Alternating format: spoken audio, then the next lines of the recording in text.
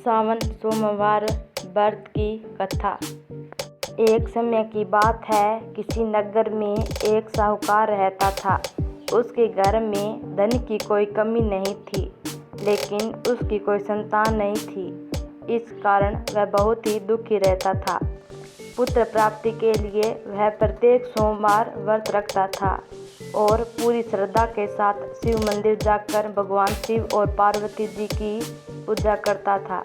उसकी भक्ति देखकर एक दिन माँ पार्वती प्रसन्न हो गई और भगवान शिव से उस साहूकार की मनोकामना पूर्ण करने का आग्रह किया। पार्वती जी की इच्छा सुनकर भगवान शिव ने कहा कि हे पार्वती, इस संसार में हर प्राणी को उसके कर्मों का फल मिलता है और जिसके भाग्य में जो है उसे भोगना ही पड़ता है।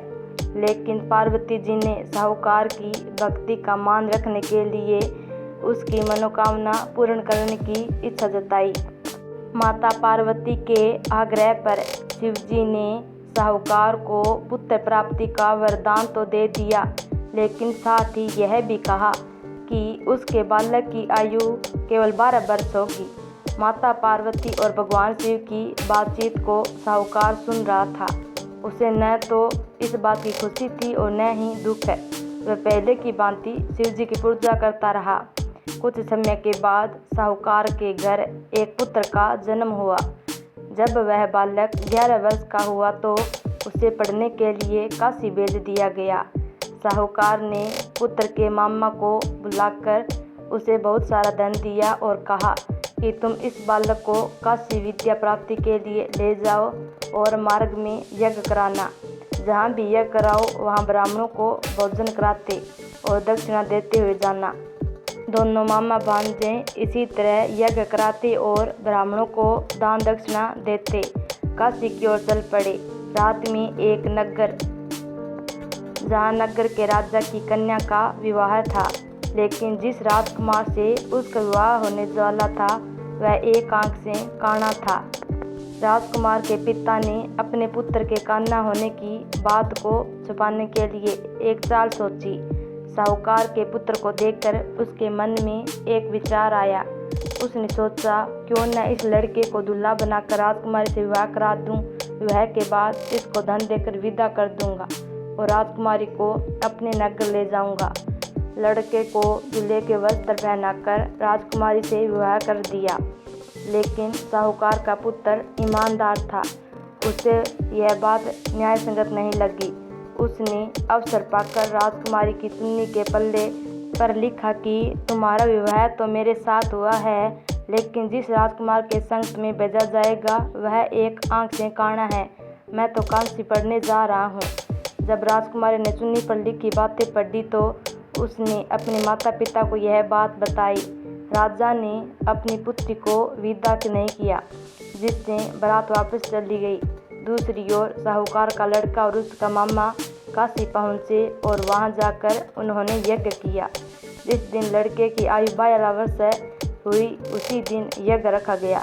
लड़के ने अपने मामा से कहा कि मेरी तबीयत कुछ ठीक नहीं है। मामा ने कहा कि तुम अंदर जाकर सो जाओ। शिव जी के वरदानुसार कुछ ही देर में उस बालक के प्राण निकल गए। मर्त भांजे को देख उसके मामा ने विलाप शुरू किया। संयोगवश उसी समय शिव जी और माता पार्वती उधर से जा रहे थे। पार्वती ने भगवान से कहा, स्वामी, मुझे उसके रोने के स्वर सहन नहीं हो रहा। आप इस व्यक्ति के कष्ट को अवश्य दूर करें। जब शिव जी मर्त बालक के समीप गए तो वह बोले कि यह उसी साहूकार का पुत्र है जिसे मैंने 12 वर्ष की आयु का वरदान दिया है। अब इसकी आयु पूरी हो चुकी है।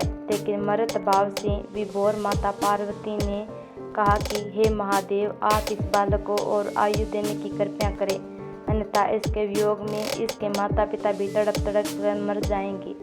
माता पार्वती के आग्रह पर भगवान शिव ने उस लड़के को जीवित होने का वरदान दिया। शिव जी की कृपा से वह लड़का जीवित हो गया।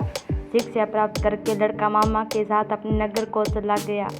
दोनों चलते हुए नगर में पहुंचे जहां उसका विवाह हुआ था। उस नगर में भी उन्होंने यज्ञ का आयोजन किया। उस लड़के के ससुर ने उसे पहचान लिया और महल में ले जाकर उसकी खातिरदारी की और अपनी पुत्री को उसके साथ विदा किया। इधर साहूकार और उसकी पत्नी भूखे प्यासे रहकर बेटे की प्रतीक्षा कर रहे थे। उन्होंने प्रण कर रखा था कि यदि अपने बेटे को मृत्यु का समाचार मिला तो वह भी प्राण त्याग देंगे, परंतु अपने बेटे के जीवित होने का समाचार पाकर वह बेहद प्रसन्न हुए। उसी रात भगवान शिव ने व्यापारी के स्वप्न में आकर कहा, श्रेष्ठी, मैंने तेरे सोमवार के व्रत करने और व्रत कथा सुनने से प्रसन्न होकर तेरे पुत्र को लंबी आयु वरदान की है। इसी प्रकार जो कोई सोमवार व्रत करता है उसके सभी दुख दूर होंगे और समस्त मनोकामनाएं पूर्ण होंगी।